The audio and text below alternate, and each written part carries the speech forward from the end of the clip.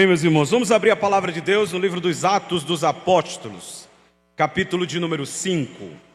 Atos dos Apóstolos, capítulo de número 5. Nós chegamos ao versículo de número 17. Atos dos Apóstolos, capítulo 5. Nós vamos ler os versículos de números 17 até o versículo de número 24. Primeiramente, se o tempo nos permitir, a gente segue com a exposição. Quem achou, diga amém. Está escrito assim: levantando-se, porém, o sumo sacerdote e todos os que estavam com ele, isto é, o partido dos saduceus, ficaram com muita inveja. Prenderam os apóstolos e os recolheram à prisão pública. Mas de noite, um anjo do Senhor abriu as portas da prisão e, levando-os para fora, lhes disse: vão ao templo e digam ao povo todas as palavras desta vida. Tendo ouvido isto, logo ao amanhecer, entraram no templo e ensinavam. Quando chegaram o sumo sacerdote e os que estavam com ele, convocaram o sinédrio e todo o conselho dos anciãos do povo de Israel e mandaram buscar os apóstolos na prisão.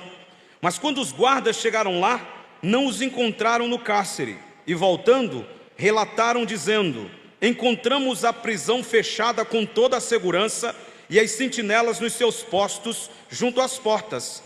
Mas abrindo as portas, não encontramos ninguém dentro. Quando o capitão do templo e os principais sacerdotes ouviram estas informações, ficaram perplexos a respeito deles e do que viria a ser isto. Quantos podem dizer amém, meus irmãos? Nós dividimos o capítulo 5 de Atos dos Apóstolos em 3 partes. A primeira parte, o juízo de Deus sobre os pecadores impenitentes, dos versículos de números 1 até o versículo de número 11. A segunda parte, o avivamento provocado em meio ao juízo, versículos de números 12 até o versículo de número 16, foi a nossa última exposição.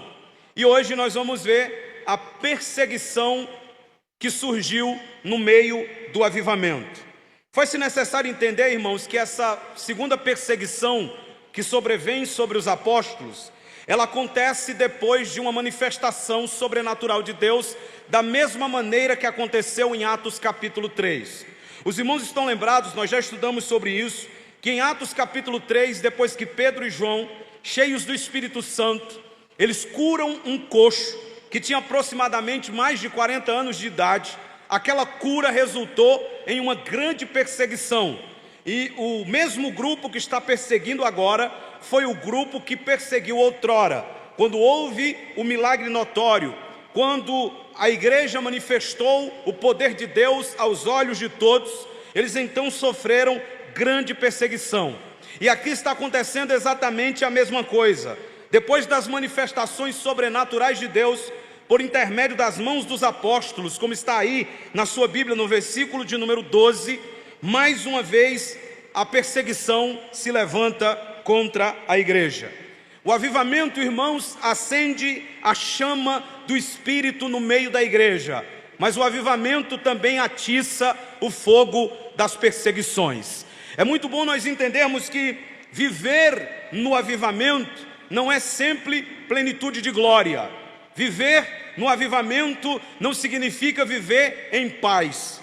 Quando a igreja vive o avivamento, ela mexe com as trevas. Quando a igreja vive o avivamento, ela irrita os poderes da terra. E isso trará sobre ela tamanha perseguição. Os poderes da terra se levantarão contra uma igreja avivada. Os poderes satânicos, demoníacos, se levantarão contra a igreja avivada. Afinal de contas, uma igreja carnal, ela não dá trabalho ao diabo. Uma igreja que não é espiritual, que não experimenta o poder de Deus, que não vive em plenitude de santidade, ela não dá trabalho ao inferno, ela trabalha ao lado de Satanás. Ela é aliada do próprio Satanás. E antes que os irmãos achem que eu esteja aqui falando coisa com coisa, isso é tão verdade que em Apocalipse, Jesus disse que havia uma igreja dentre as igrejas da Ásia, aonde nela estava exatamente o trono de Satanás. Então é possível haver igrejas onde Satanás seja o pastor. É possível haver igrejas onde Satanás seja o ministro. E essas igrejas, obviamente, elas não serão perseguidas, porque elas estão trabalhando ao lado do inimigo. Mas a verdadeira igreja de nosso Senhor Jesus Cristo, ela é perseguida pelo inferno, porque ela avança contra as portas do inferno. E nada pode deter esta igreja, porque há uma promessa nas Escrituras que saiu dos lábios do próprio Jesus. Esta é a minha igreja e as portas do inferno não prevalecerão contra ela. Aleluia. Então nós vamos analisar que o grupo é o mesmo. Olha comigo o versículo 17. Quem são eles? Levantando-se, porém, o sumo sacerdote e todos os que estavam com ele, a laia, que nem dizia minha mãe, isto é, o partido dos saduceus, e ficaram como? Qual era o sentimento? Muita inveja. Então nós percebemos que a motivação da perseguição era a inveja. Por quê? Porque esses grupos sectários, eles estavam perdendo seus adeptos. Esses grupos sectários, eles estavam perdendo seus seguidores. E por isso eles começaram a ficar com raiva da igreja. A sinagoga estava se esvaziando. Aos sábados as pessoas não compareciam mais. Estava todo mundo cansado de ouvir aquela mesma liturgia frívola, de ouvir aquela liturgia que não trazia nenhum tipo de impacto espiritual na vida de ninguém. Estava todo mundo cansado, não de ouvir a lei de Deus, mas de ouvir pregadores frios, mornos, mortos, que nem eles mesmos acreditavam no que estavam fazendo. O povo começou a esvaziar a sinagoga e cultuar na porta do templo, na estoa, no pórtico. Lembra que a gente estudou isso? Então o povo preferia se reunir no meio da rua do que ficar confinado dentro de uma sinagoga ao dia de sábado que não tinha poder. Então prestem bem atenção, irmãos, se nós nos tornarmos frívolos, se nós nos tornarmos frios com relação às coisas de Deus, a igreja se esvaziará, a igreja perderá as pessoas que a frequentam. Ninguém vem para aqui apenas para sentar numa cadeira e escutar uma boa teologia. A gente vem para aqui para ser impactado pelo poder da presença e da palavra de Deus. É por isso que D.L. Moody dizia que quando o pregador ele está em chamas, até os galhos verdes pegam fogo nos bancos da igreja. A igreja não pode se acostumar com um culto frio. A igreja não pode se acostumar com um culto litúrgico. A igreja não pode dar glória a Deus simplesmente quando é mandada. A igreja não pode aplaudir ao Senhor simplesmente quando é instigada a isso. Nós temos que vir para cá, irmãos, cheios da presença do Espírito de Deus. Nós temos que vir para cá já pegando fogo, como diz Hernandes Dias Lopes. E aí quando a gente se unir todos juntos nesse ambiente, o fogaréu de Deus permanecerá aceso e a glória do Senhor se manifestará. Aleluia. Mas como esse povo aqui, esse grupo aqui, que nós já explicamos quem são eles em outras pregações, como eles não podiam fazer o mesmo que os apóstolos faziam, eles querem calá-los. Como eles não tinham o poder de Deus como os apóstolos tinham, eles usam o poder da terra para prender os apóstolos. E é sempre assim. É uma tentativa frustrada de tentar impedir que a igreja continue pregando. É uma tentativa frustrada de tentar impedir que o evangelho continue sendo pregado com todo o poder e com toda a autoridade. Mas eles usam o poder da terra para prender os apóstolos. Mas foi Paulo quem disse, escrevendo ao seu filho na fé, Timóteo: eu estou preso, Timóteo, mas a palavra de Deus continua livre. Prendem os apóstolos, mas a palavra não pode ser presa. Prendem os pregadores, mas a palavra não fica confinada a nenhuma prisão pública. Prendem os pregadores, mas a palavra está livre, leve e solta. Paulo estava preso e escreveu cartas, e todas essas cartas que temos eram vindas, a maioria delas, de prisões. Ou seja, Deus não para de falar quando seus pregadores estão presos. Deus fala de muitas formas e de muitas maneiras para aqueles que estão dispostos a ouvir. Veja o versículo 18 do capítulo 5. Ficaram com muita inveja, no verso 17, prenderam os apóstolos e os recolheram à prisão pública. Então os irmãos percebem que aqui nós temos dois tipos de perseguição. Diga comigo, perseguição religiosa Agora diga comigo, perseguição política. Por que perseguição política? Porque eles têm acesso à prisão do governo. É uma prisão pública. Então eles têm acesso. Os poderes estão unidos contra um homem, a saber, Jesus de Nazaré. Os poderes religiosos se unem com os poderes políticos, e claramente os religiosos aqui, religiosos que seguiam uma religião sectária. E eles têm o poder para prender as pessoas que eles julgam estar perturbando a paz. Eles têm o poder para prender as pessoas que eles julgam estar corrompendo os bons costumes. E é sempre assim. Os servos de Deus verdadeiros, fiéis, que pregam, que ensinam com educação, mas com autoridade do Espírito, eles sempre serão taxados como perturbadores. Foi assim no tempo de Elias. Acabe encontra Elias e diz: és tu o perturbador de Israel? E ele disse: eu não tenho perturbado Israel, mas você e a casa dos seus pais, sim, tem perturbado Israel. A igreja não perturba, a igreja traz paz. Se a igreja está perturbando, não é a igreja de Deus, é a igreja do diabo. Nós não fomos chamados para perturbar, irmãos. Nós não servimos a um Deus de confusão, nós servimos a um Deus de paz. E Paulo diz: no que depender de vós, tende paz com todos os homens. Mas eles são recolhidos à prisão pública, e a ideia era: prendam eles, eles ficarão com medo, eles ficarão asfixiados, eles ficarão desesperados, e quando eles saírem da prisão, eles não vão querer mais falar sobre o nome de Jesus. Mas sabe o que é que me chama a atenção aqui, meus irmãos? É que eles prenderam os apóstolos e fecharam eles na prisão pública, mas não podiam fechar a boca deles para pregar o evangelho, para deixar de pregar. Não fecha. Podem até nos fechar em prisões, mas não podem calar a nossa boca, porque a nossa boca está cheia da palavra, e uma boca cheia da palavra prega a palavra a tempo e fora de tempo. Agora veja, o avanço da igreja atrai as perseguições, mas as perseguições não impedem o avanço da igreja. Se você está anotando, anote. O avanço da igreja atrai perseguições, mas as perseguições não impedem o avanço da igreja. John Stott diz que a perseguição refina a igreja, mas não a destrói. E nem adianta tentar matar os cristãos achando que a morte vai fazer a igreja deixar de pregar, deixar de viver o evangelho. Tertuliano disse uma frase que eu particularmente gosto muito.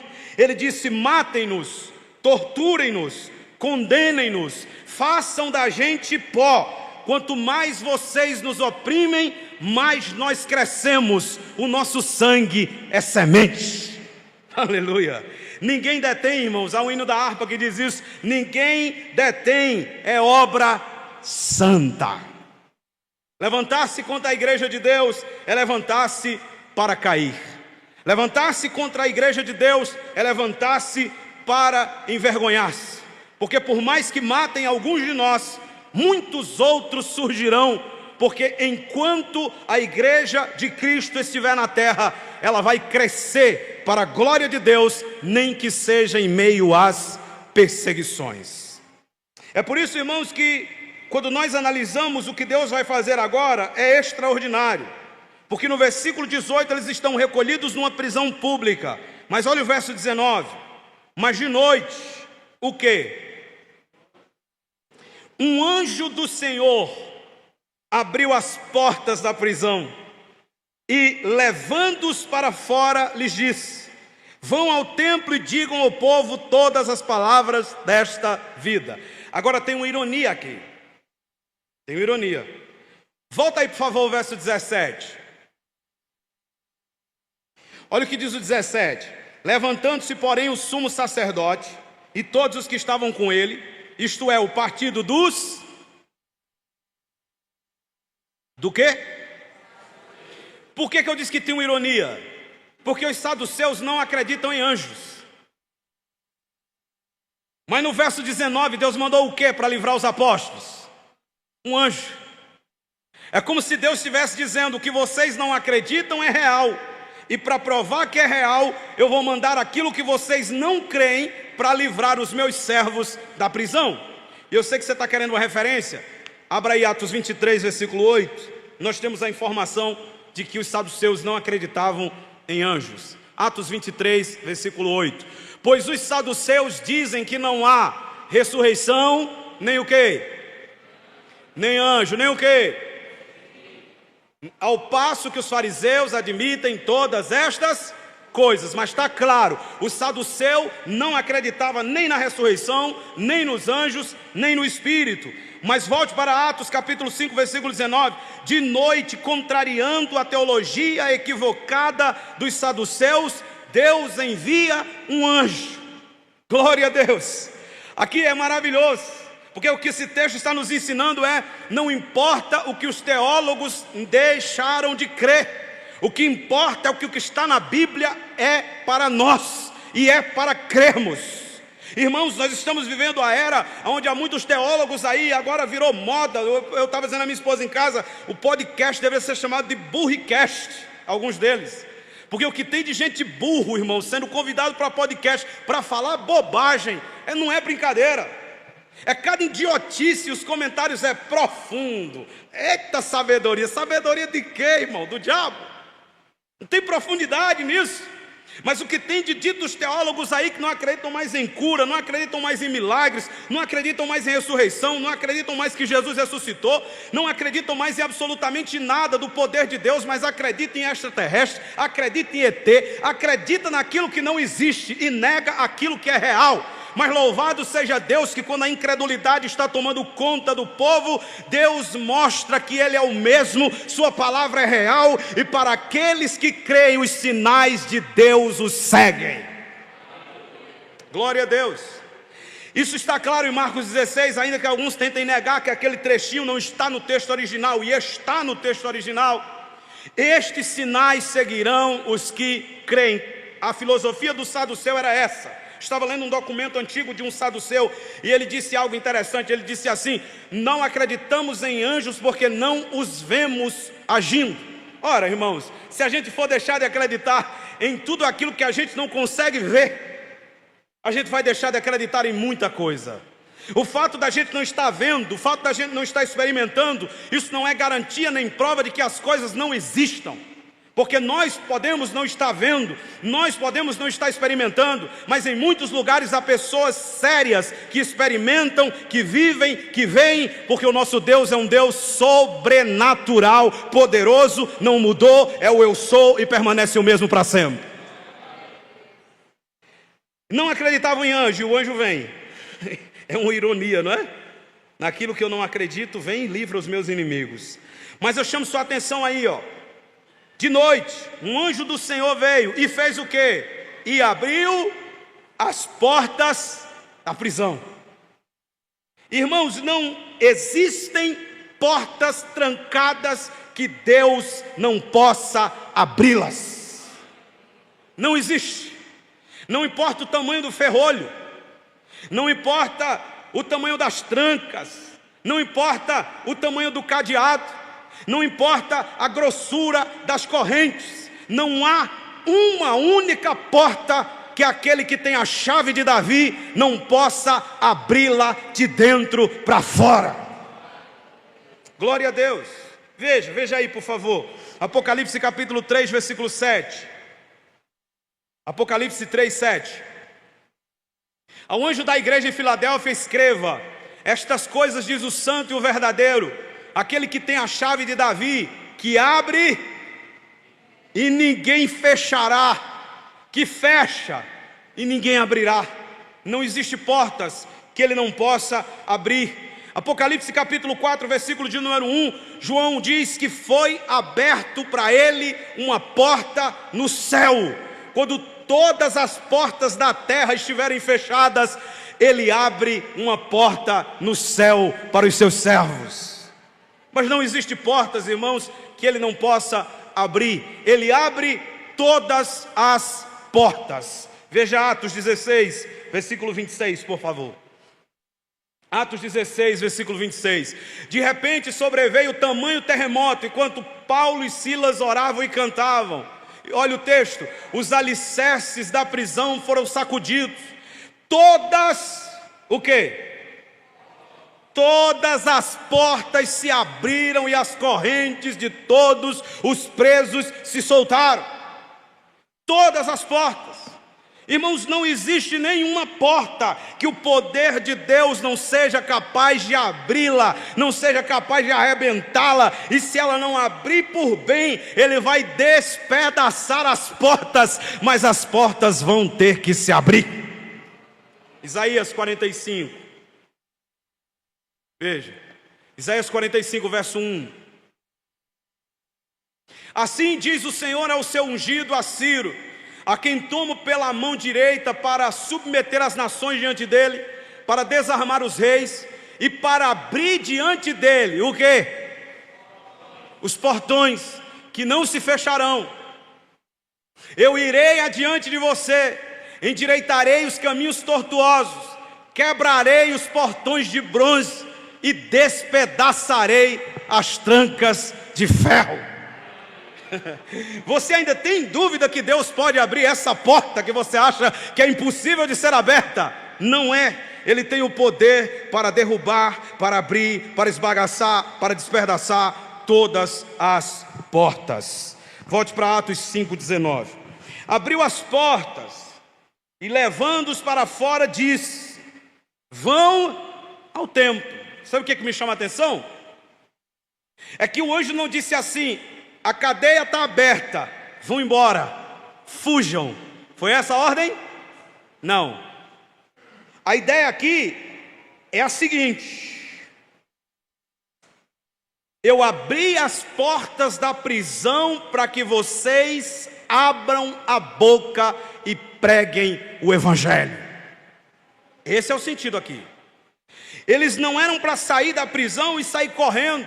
Não, era para ir no território do inimigo, o templo. Irmãos, o templo era vigiado por esses homens aqui. Sacerdotes, saduceus, sinédrio, eles dominavam, eles mandavam no templo. Ir pregar no templo era um desaforo, era um desafio, era pregar na casa do inimigo. Vocês lembram, eles já foram expulsos do templo. Mas o anjo está dizendo: saiam para fora, vão para o templo, vão para o território do inimigo e digam ao povo todas as palavras desta vida.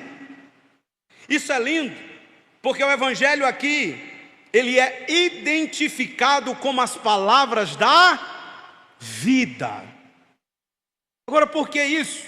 Porque o Evangelho oferece vida eterna. E porque o Evangelho apresenta Cristo, que é aquele que em João 10, versículo 10, disse que veio para dar vida e vida em abundância. O Evangelho apresenta o caminho da vida, porque Jesus disse em João 14, 6, eu sou o caminho, a verdade e a vida. Então as palavras da vida é o Evangelho, é Cristo, é o caminho santo, puro e que conduz ao Pai. Quando pregamos o Evangelho, nós estamos pregando o Evangelho da vida eterna, da vida de Cristo, da vida plena e da vida com abundância. Louvado seja Deus. Então veja, vai e digam ao povo todas as palavras dessa vida. Verso 21. Tendo ouvido isto, logo ao amanhecer, entraram no templo e ensinavam. Isso aqui é interessante, porque Lucas ele é detalhista. Lembra da primeira mensagem de Atos aqui? Eu disse aos irmãos, com base no Evangelho segundo Lucas, capítulo 1, dos versos 1 em diante, que ele é um dos historiadores mais detalhistas da Bíblia, um dos melhores e maiores escritores das Escrituras Sagradas do Novo Testamento. E ele é especialista em dar informações pertinentes. Ó, duas coisas que ele disse aí: primeiro, vão para o templo, território do inimigo. Segundo, ao amanhecer, ele destaca o horário. Por que ele destacou o horário? Porque esse era o horário do sacrifício matinal. A maior concentração do povo no templo era ao amanhecer. Então havia uma grande multidão ali para oferecer um sacrifício. Havia uma grande multidão ali para participar de um ritual.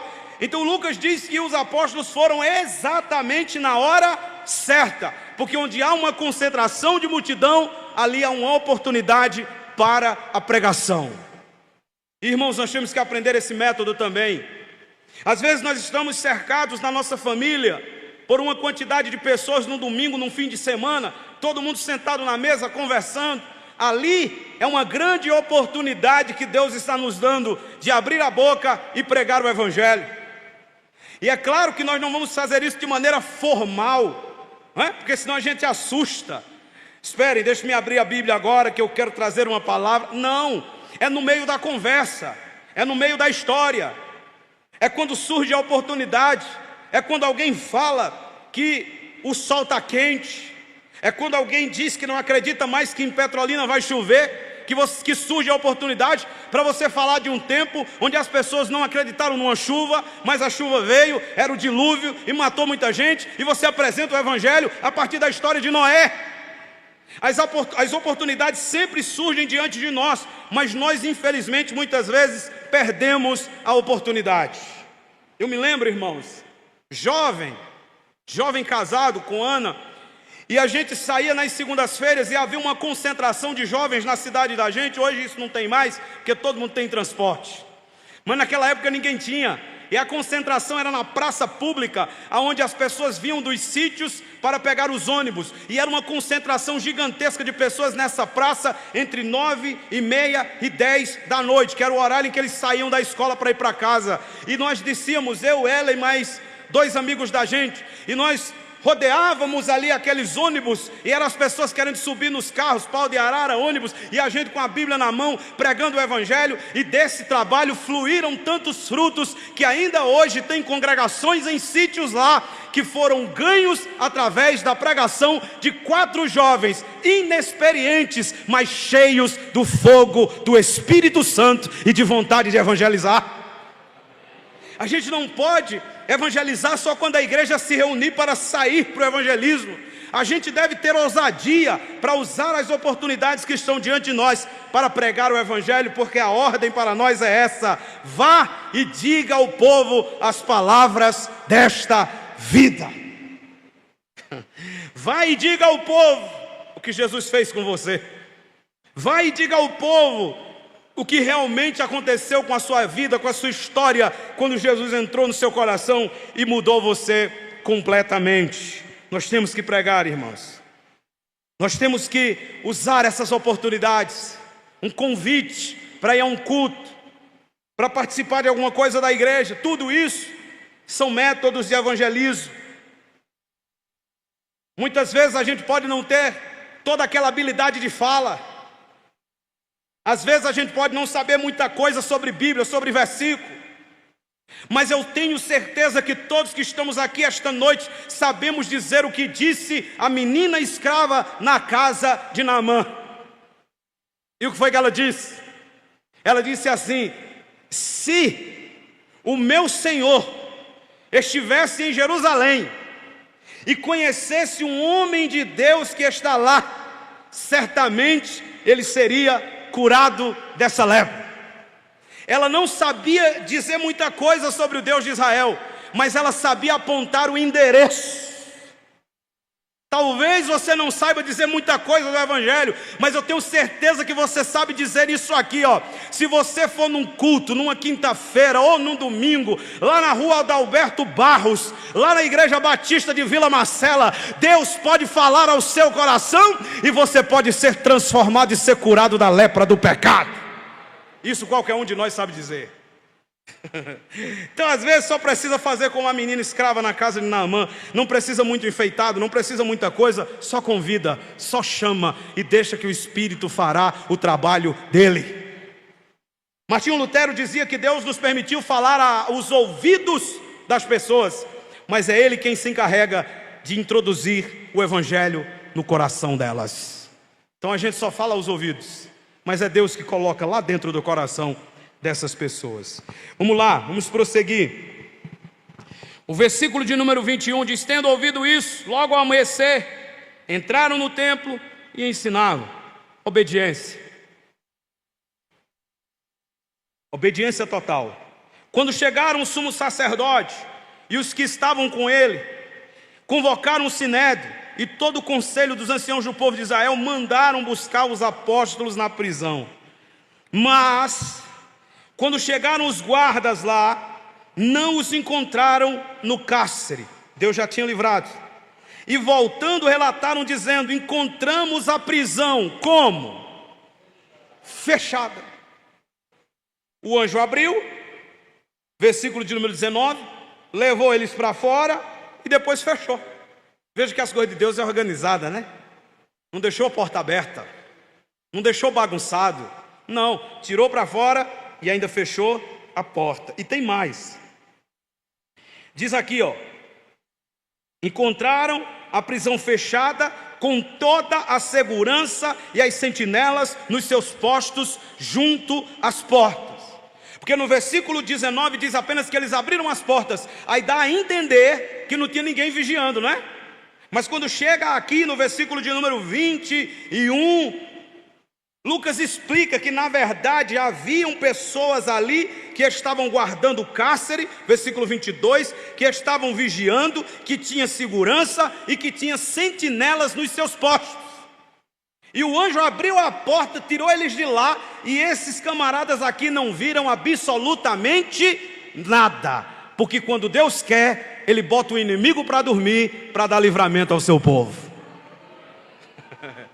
Quando Deus quer, Ele cega o inimigo para que a gente passe pelo inimigo sem que ele nos veja. Esse é o Deus das Escrituras. Irmãos, se a gente não crê nessas manifestações sobrenaturais de Deus, não faz sentido ser crente. Eu sei, se eu pedisse para alguém vir aqui relatar alguma experiência sobrenatural como essa, muitos de vocês teriam. Tem coisas que a gente experimenta de Deus que quando a gente conta para quem não é crente, eles não acreditam. Eu me lembro de uma vez que nós estávamos numa vigília e nós saímos dessa vigília. Ana estava passando mal, com dor de cabeça. Nós saímos dessa vigília para vir embora, uma enxaqueca pesada. E até o lanchinho que a gente tinha levado, as formigas atacaram. Então não tinha o que fazer, tinha que ir embora. E as vigílias lá começavam 10 da noite, terminava 6 da manhã. Umas 2 horas da manhã a gente inventou de sair. Ela disse: tu sabe o caminho? Eu disse: sei, mas eu não sabia de nada. E fui-me embora, irmãos. E eu sei que naquela época a gasolina era um pouquinho mais barato, mas mesmo assim, a gente ficou 2 horas perdido. 2 horas, tentando encontrar o caminho de casa. Indo pelo caminho certo eram 16 quilômetros. A gente ficou 2 horas perdido, rodando de um lado para o outro. E eu tinha botado só R$5 de gasolina na Pop 100. Me explique como a gasolina não acabou. Me explique como a gente não ficou perdido. E de repente, no meio do nada, sem conhecer nada, em uma vareda fina que só cabia a moto, eu e Ana, e ninguém nos atacou, ninguém nos roubou. E de repente surgiu um cara e disse: eu sei o caminho, me segue. A gente saiu seguindo o cara, chegamos em casa são e salvo. E a gasolina só acabou quando a moto chegou na porta de casa, porque Deus ainda protege os seus servos. E quando relatei a história para um dos irmãos mais experientes que moravam ao redor, eles disseram: foi Deus que fez vocês se perderem, porque estava tendo roubo pela estrada principal, aonde vocês queriam ir, e muita gente foi roubada. Vocês não ficaram perdidos, vocês foram livrados por Deus de um roubo. Esse é o Deus das Escrituras. É por isso que quando coisas ruins estiver acontecendo com você, quando o pneu furar e não der para você chegar no horário, quando as coisas derem errada e não der para você chegar naquele destino, pensa de outra forma. Talvez não é que tudo está dando errado, é Deus que está te livrando de alguns problemas que você não conhece, mas Ele sabe, porque Ele é o Deus onisciente, conhece todas as coisas. Veja, encontramos a prisão fechada, verso 23, com toda a segurança e as sentinelas nos seus postos, junto às portas, mas abrindo as portas não encontramos ninguém lá dentro. Pense numa decepção, irmão. E aqui o que nós estamos vendo é alegria na prisão, ou fora dela, terror no sinédrio. Encontrou ninguém lá dentro. O versículo 24 diz: quando o capitão do templo e os principais sacerdotes ouviram essas informações, ficaram perplexos a respeito deles e do que viria a ser isto. Nesse momento alguém chegou e lhes comunicou: vejam, os homens que os senhores prenderam estão livres, estão no templo, não estão escondidos, não estão com medo, eles estão no templo e estão lá ensinando o povo. Ensinando o quê? As palavras desta vida. Aleluia. Fique em pé. O grupo de louvor pode vir para cá. Fique em pé. Ou seja, vejam os homens. Que homens? Aqueles que vocês prenderam. E cadê? Eles estão livres, estão fugindo. Então não, estão aonde? Estão no templo, fazendo o quê? Ensinando ao povo. Ou seja, aquele que foi liberto pelo poder do Evangelho não teme o poder da terra. Maior é o que está em nós, irmãos, do que o que está no mundo. Maior é o poder de Deus do que o poder da terra. Aleluia. E nós vamos agora neste momento louvar o Senhor, adorando a Ele por isso. E na semana que vem nós continuamos. Glória a Deus.